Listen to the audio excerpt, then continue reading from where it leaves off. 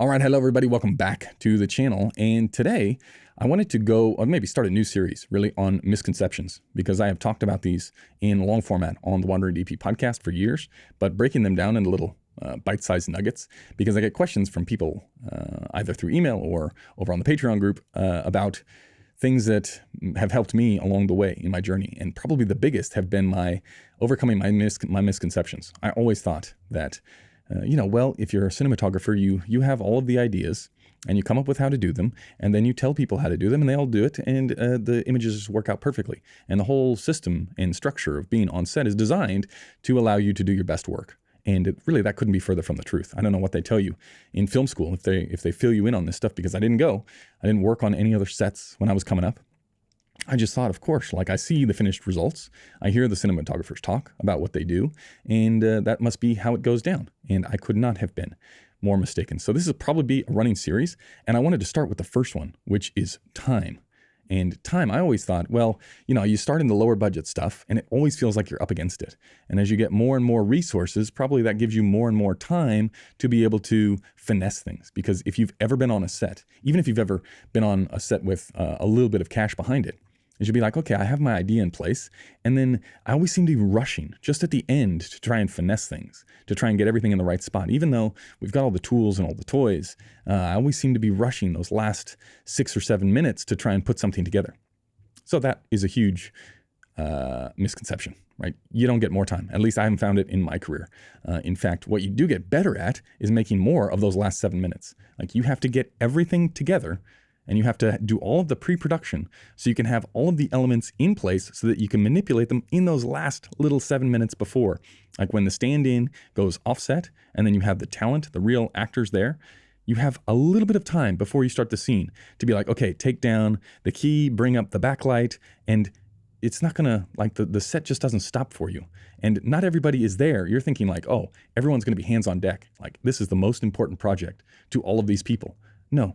This is the 5th commercial that they've shot in the last 14 days. The crew could, even if they're fantastic crew, the crew to be focused across a 10 or 12-hour day on whatever little setup it is that you're doing.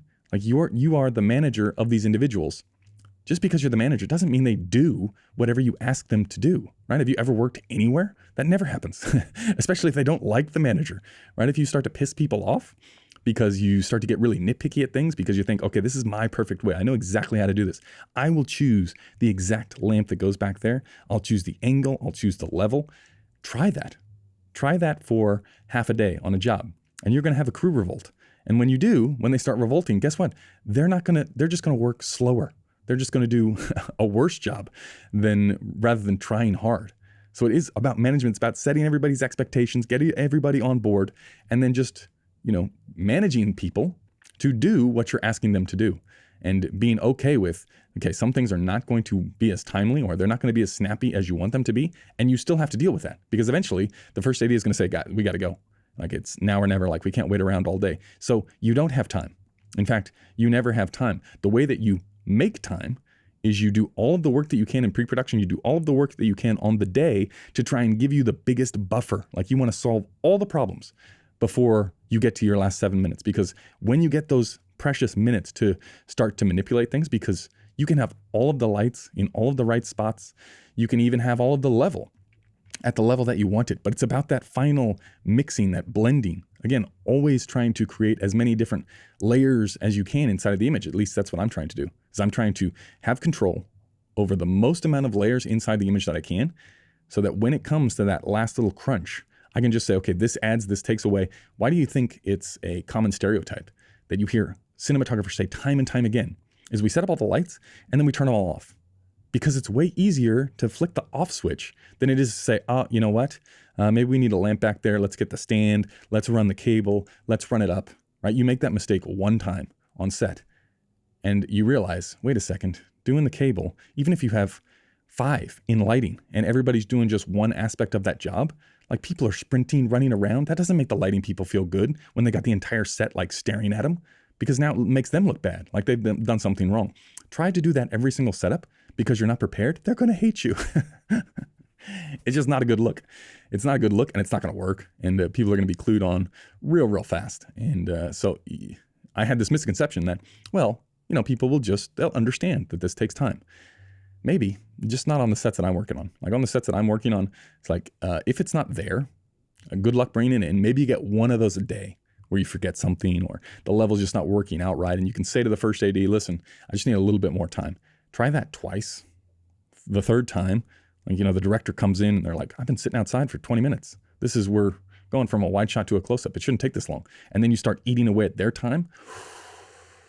It's not going to be pretty, right? So do all of the work that you can in pre-production, do all of the work on the day, and it is a management thing, right? You have to set people's expectations. Everybody in your team, it's like, hey, when we get to that last little chunk here, can everybody just be manning a lamp? Can we all be around? Can we all be on the headsets? Can we all have a positive attitude? All right, just for this one little brief moment in time, I'm going to make everybody look as good as they can because I want to get everybody another job because I want another job. All right, so let's all be happy.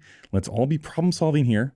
Because if one person has a bad attitude, guess what? Like you don't have time to go over there and say, Larry, why are you feeling down? Like maybe just when I say turn down the level on the lamp, maybe just turn it down instead of being a sourpuss. Like you don't have time to do that. If Larry's being a sourpuss, guess what? Shot's fucked. Good luck fixing it. Or, you can fix one, but you're gonna fix it every single time. It's just not feasible. So time is, you need to get used to not having any time.